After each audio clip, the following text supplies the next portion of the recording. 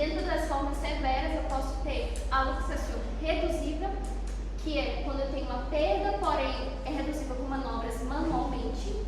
A luxação luxável, que é estável, porém com as manobras acontece ao contrário, eu posso fazer com que a cadeira se luxe. E a luxação irreducível, que é a perda permanente total das movimentos articulares. É importante frisar. Isso é uma coisa mais ampla. Na características clínicas.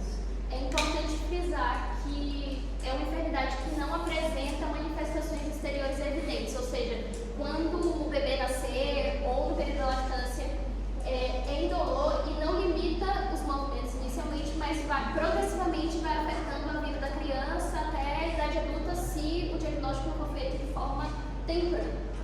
Porém, de toda forma, permite que a cabeça femoral se encaixe e se desencaixe totalmente do acetábulo com determinados movimentos ou manobras. Epidemiologia. É uma das patologias que a gente vai estar falando aqui hoje, é uma das mais frequentes na ortopedia e traumatologia pediátrica. A cada 1000 nascimentos, 2 bebês nascem com displasia de cadeira, às vezes causado pelo próprio mecanismo de parto. Distribuição por sexo é mais frequente em mulheres e a causa de ser maior em mulheres é que as meninas têm mais sensibilidade à relacina materna, que é o hormônio que prepara o corpo da mulher para o parto, que vai produzir a elasticidade ou a facilidade no canal de parto, vai deixar mais flexível. E falando da distribuição de lateralidade, é mais frequente ser unilateral, afetando mais frequentemente a cadeira esquerda, e quando se trata da cadeira direita de forma unilateral, a causa mais frequente é o mecanismo de parto. E bilateral, em 20 a 30% dos casos, é mais raro, porém tem um prognóstico pior.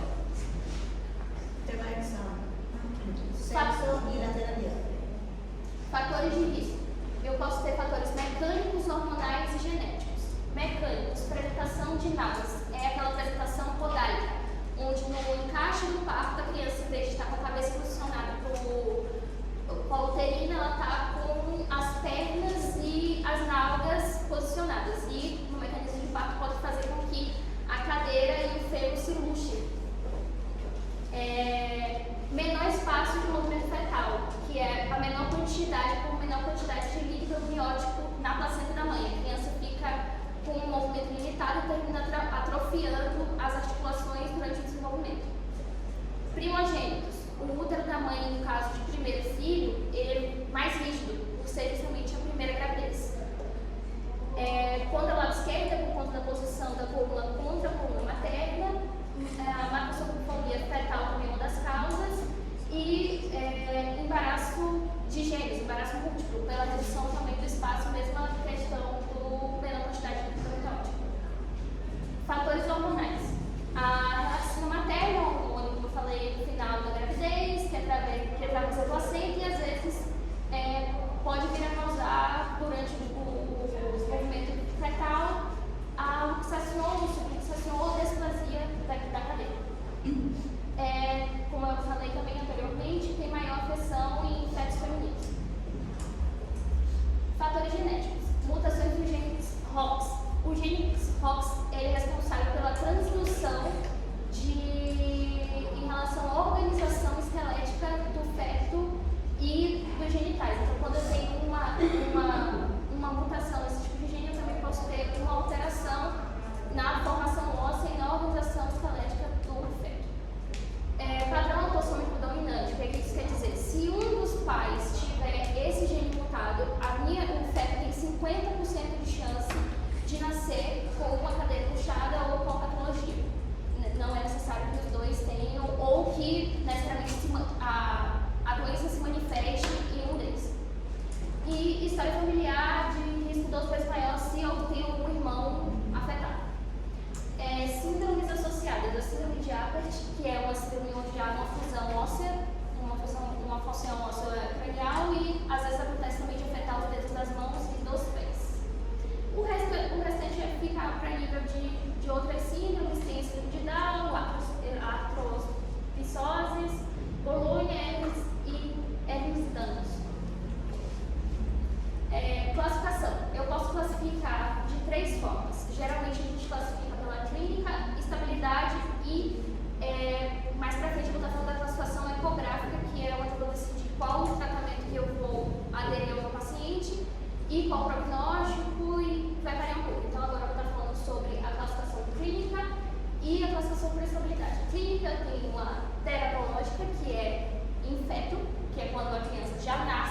cadeira puxada, e a reduzível, que é a típica, que aí vem das manobras que a gente trouxe um vídeo e vai estar falando mais à frente, que é as manobras de ortolânea e barra.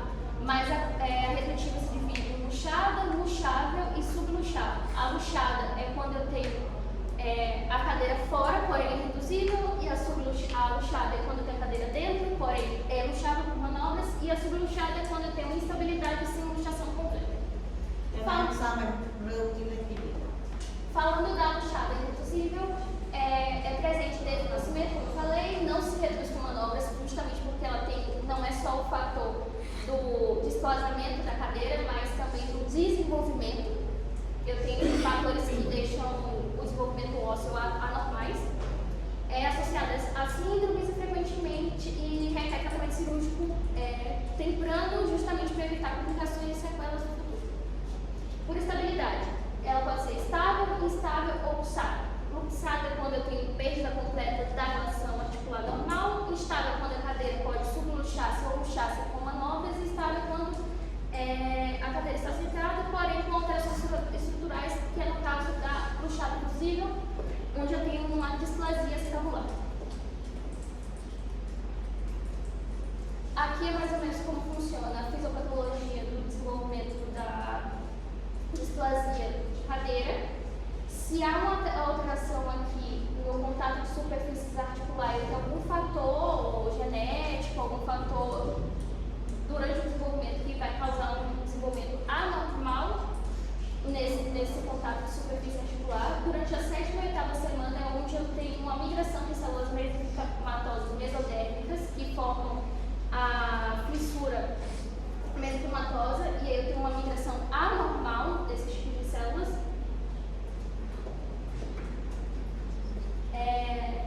E depois eu tenho o desenvolvimento da extremidade inferior até os dedos, depois da 10ª semana eu tenho o desenvolvimento do cartílago e a linha do tecido ligamentar, na 11ª semana eu tenho uma articulação que vai ser finalizada a partir da fissura mesenquimatosa aqui, foi formada aqui. Na 12ª semana eu tenho uma articulação coxofemoral completa, cobertura do acetábulo maior do que 50% da cabeça femoral. E nas últimas semanas eu posso ter alguma alteração, justamente uma alteração mecânica ao nascimento do feto. Falamos sobre eventos patogênicos que podem ocorrer para a displasia de cadeira. Falha da condensação mesenquimal acetabular, aumento de latitude ligamentária pela relaxina, o hormônio que a gente tinha falado, posição intrauterina diversa, falta de estímulo mecânico para desenvolvimento estabular, deformidade progressiva e acontece, que eu vou estar falando mais à frente também, alguns danos, algumas mudanças secundárias de tecidos moles e osso. Tem mais só. Falando sobre alterações... Já le hablar en español. Bueno, fisiopatologia em relação às alterações ósseas, triada de Pucci, alterações ósseas que eu puedo ver. Hipoplasia del núcleo de ossificación de la cabeza femoral. ¿Qué quiere decir? Que no hay desenvolvimento ósseo. Es más pequeño. Sí. Que el otro. Sí. Acá seria o normal e acá seria o controlado. Então, podem ver a diferença entre um e outro. Aí o desplazamento é super externo, superficial, para cima e lateralmente da cabeça femoral, e o ângulo acetabular está aumentado. O acetábulo está pouco profundo, está plano. Anatomicamente não tem uma cabeça do fêmur sem encaixar e não tem isso. Tem mais só. Algumas alterações internas devido aos gândulos, onde a cápsula articular se vê detendida, o ligamento transverso está hipertrófico, o ligamento redondo está elongado, o pulvinar está interpuesto e o língua pode estar invertido ou evertido. Os músculos femorales podem estar contracturados, debilitados ou acortados.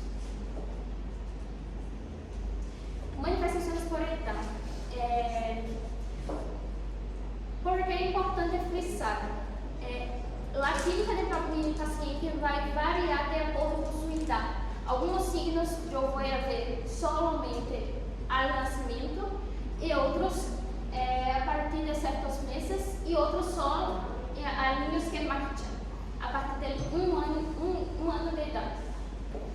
De 3 a 5 meses de limitação de evolução, a simetria das espigas e as maniobras podem negativar-se. Otto Rolani Barro falou novamente. Essas manobras elas não se veem positivas a partir dos 3 meses. Por isso é importante e generalmente os pediatras fazem esse tipo de manobra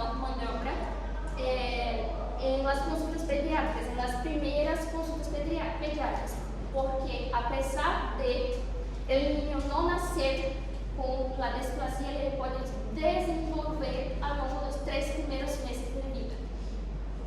Em niños maiores, eu tenho borreira ou marca de prato, que é quando o menino anda mancando.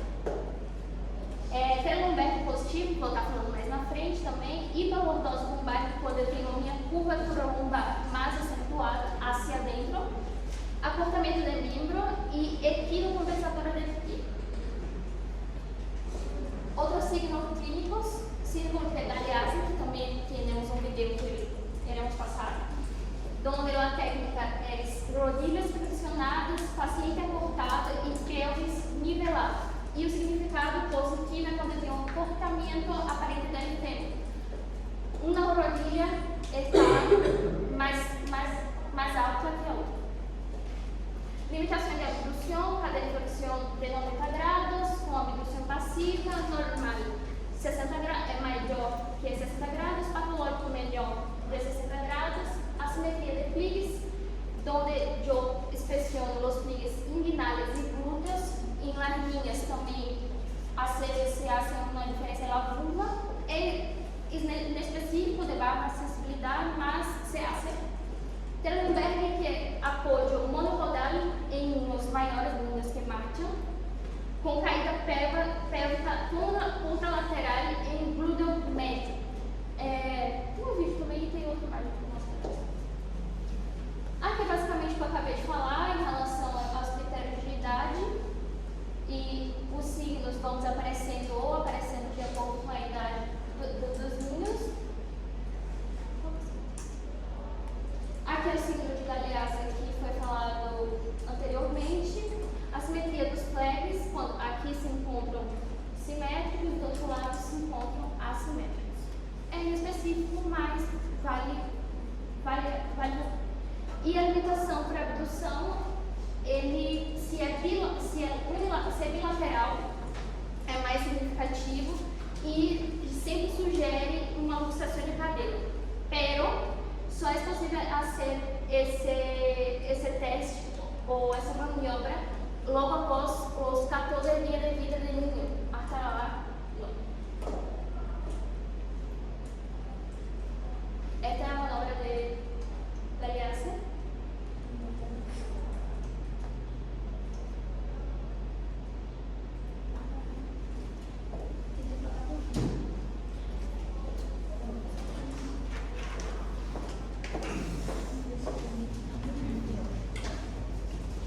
Fica parado lá.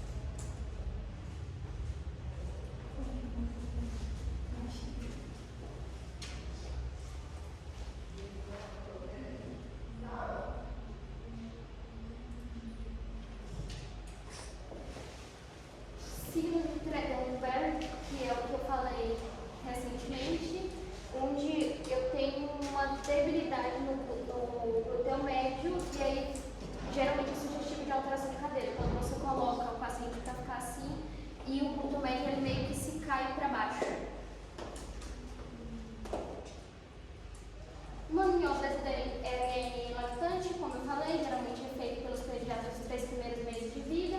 A maniobra de autolânia é uma maniobra de redução, ou seja, eu tenho uma cadeira puxada que se reduz, é audível com um clique, muitos diferenciam com clique-cluck, que esse faz clique quando se reduz e esse faz cluck quando se luxa. Uma maniobra é o revés da outra. ¿Qué más examen?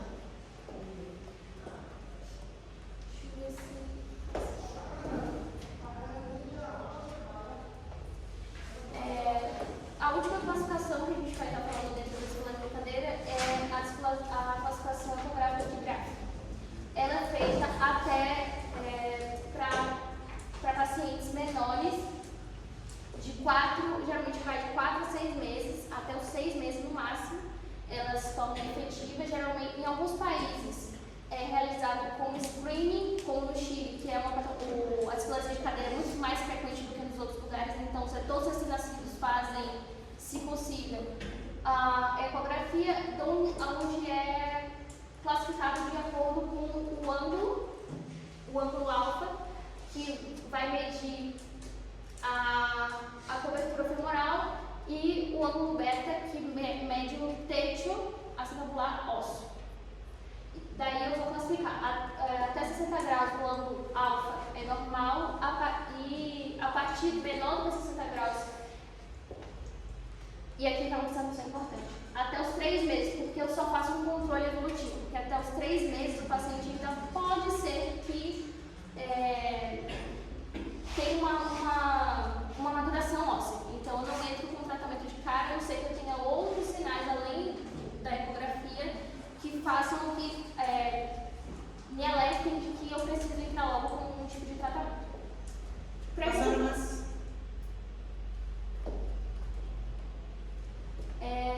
Falamos da ecografia em si, como eu falei, só vamos fazer em pacientes menores de 4 meses. Español.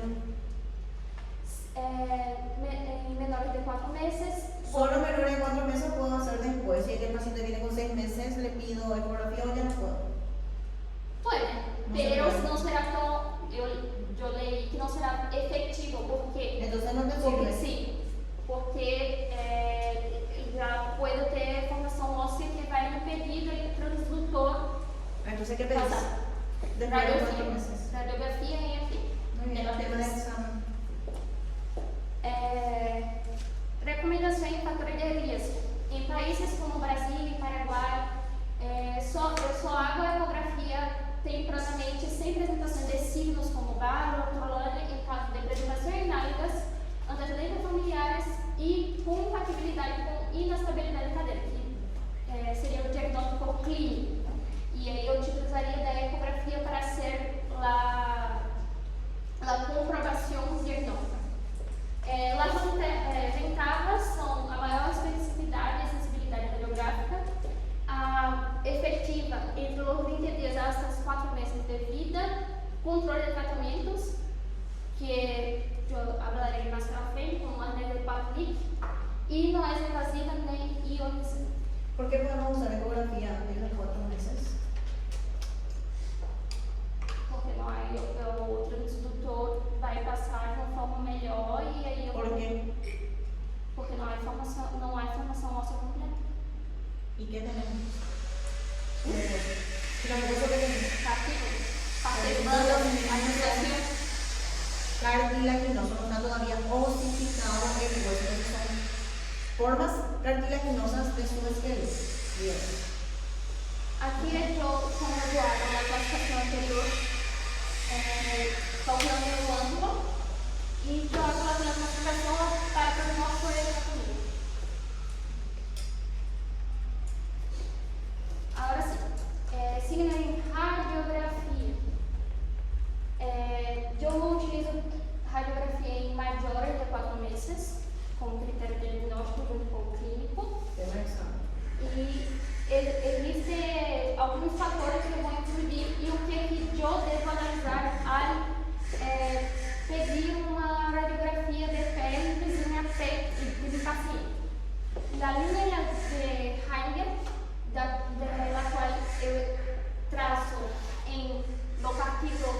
estringada, la línea de Perkins em ângulo acetabular e ângulo de centro. Se este ângulo, como está deste lado, não está contínuo ou está quebrado ou descontínuo, significa que eu tenho uma subluxação ou uma luxação de cadeira. ¿Cuál es la posición normal de la cabeza femoral? En tu cuadradito. Intermediário. Eu tenho que ali, pode ver que eu tenho 4 quadrantes. São os quadrantes de homem ou... Eu me olvidei do nome, mas tenho 4 quadrantes e o normal seria a cabeça femoral estar em quadrante intermediário. Así. Sí. Así. No así. Y la luzada está súper externa. Sí. Tema externo.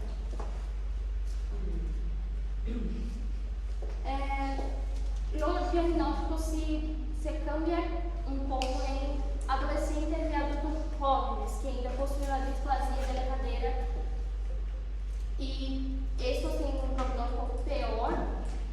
Generalmente solo resolver ou tentar resolver com cirurgia e eu hago ângulo de Weber e Tones, que são os índices em ângulo centro acetabular e o ângulo de índice acetabular. Se este ângulo está menor que 25 graus, está mal, está diminuído como está acá. E se esse ângulo está maior do que 10 graus, também está mal. Significa que está com luxação ou subluxação de cadeira. Displasia de cadeira de adultos jóvenes, essa seria como se vê uma ressonância, onde eu tenho já pequenos, não seriam tumores, mas seriam pequenas formações circulares e pérdida totalmente do meio cartílago. Se acha? E uma diminuição como anterior do meu índice acetabular centro. Aqui mais ou menos. Outros métodos que eu posso fazer artrografia para planificação quirúrgica. Artrografia é inserção de contrato em las articulações. A ressonância magnética para complexos ou casos em adultos e adolescentes para descartar outras patologias. E a tomografia também para a planificação das osteostruturas. Maneiro. Este quadrito simplifica mais ou menos o que eu tenho que planificar de tratamento para meus pacientes.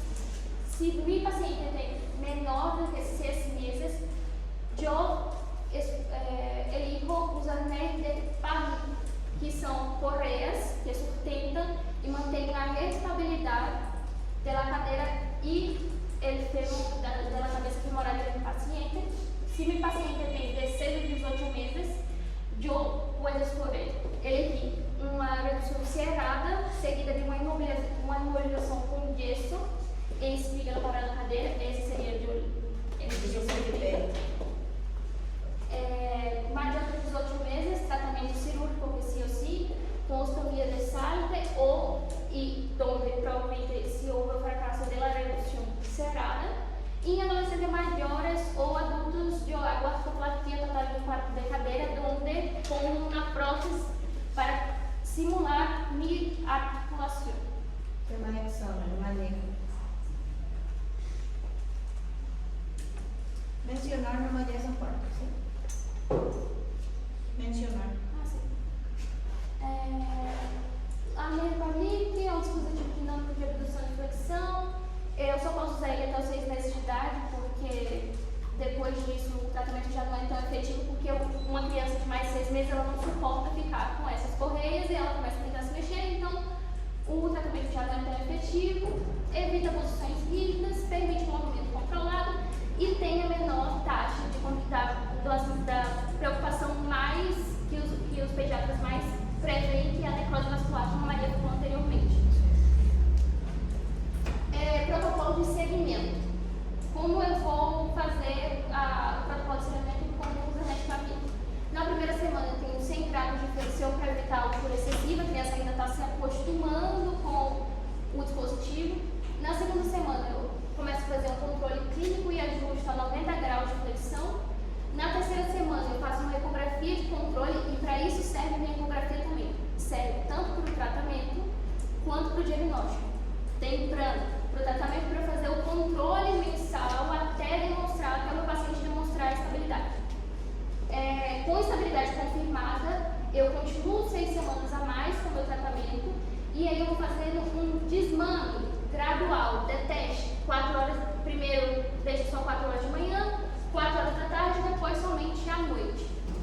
Se persiste a displasia, aí eu pulo para a férula de Unindo, que já é uma férula, já é um tratamento mais agressivo para o paciente, é um tratamento que é a redução fechada. A almofada de Fedica, que também é um tipo de tratamento. Férula diária são tipos de férula diferentes e tratamentos diferentes.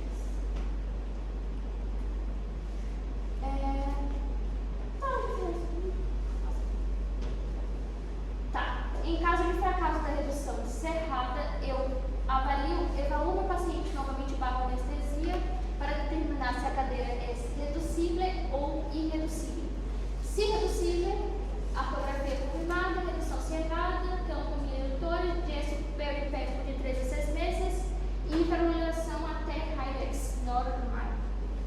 Se reduzível, redução aberta e medial, remoção de obstáculos, que são os obstáculos que foram formados lá na minha fisiopatologia de tecidos e tecidos planos ou huesos, gesso pedopélvico e hipermodulação posterior também da mesma forma.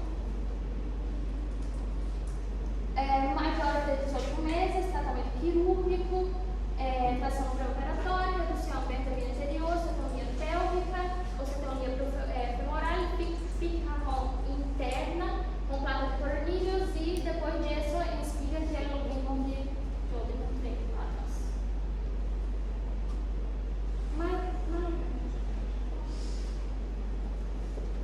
Redução aberta, osteotomia periestebular, que foi demonstrado anteriormente, e artroscopia de cadeira em alguns casos.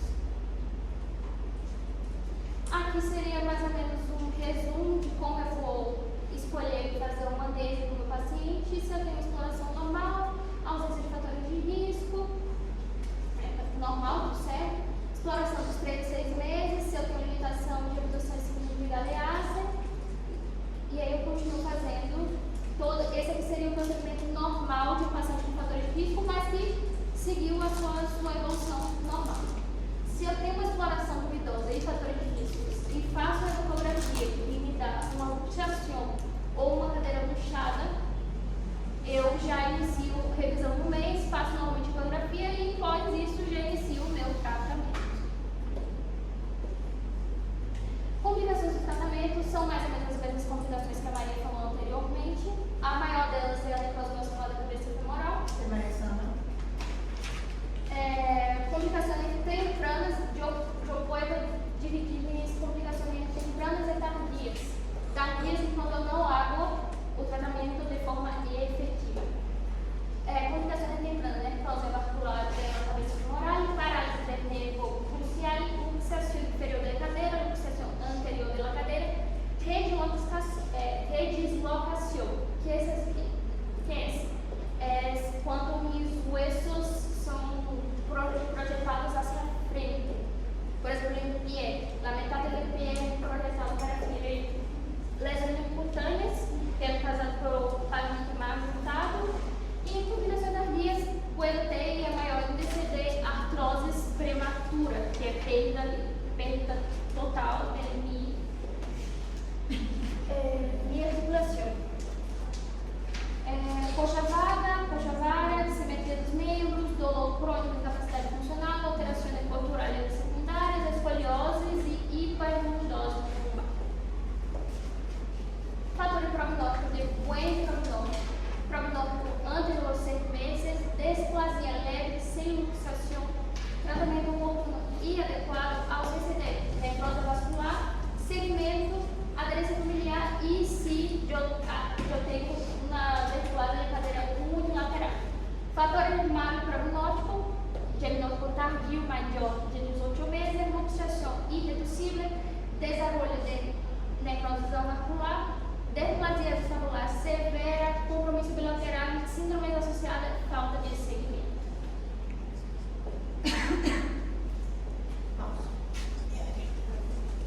Si quieren orinar,